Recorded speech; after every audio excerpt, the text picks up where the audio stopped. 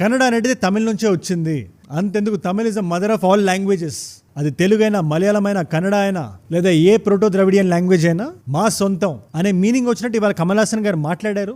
దీనివల్ల nation wide debate నడుస్తుంది. కర్ణాటక వాళ్ళు చాలా బలంగా క్వశ్చన్ చేస్తున్నారు ఆయన్ని. కమల్ హాసన్ గారు ప్రెస్ మీట్ లో కూర్చొని ఒక మాట అన్నారు. ఆయన రిపోర్టర్ క్వశ్చన్ అడిగితే, భాష గురించి, హిస్టరీ గురించి మాట్లాడడానికి మనం ఎవరం కాదు. దట్ ఇంక్లూడ్స్ పొలిటీషియన్స్, యాక్టర్స్, మీరు, నేను, అందరూ. హిస్టోరియన్స్ మాట్లాడాలి, ఆర్కియాలజిస్ట్ మాట్లాడాలి, లింగ్విస్టులు మాట్లాడాలి. వీళ్ళు కాకుండా వేరే వాళ్ళు మాట్లాడకూడదు, ఎందుకంటే వాళ్ళకి నాలెడ్జ్ ఉండదు అని. Politicians are not qualified to talk about language. They don't have the education enough to talk about it.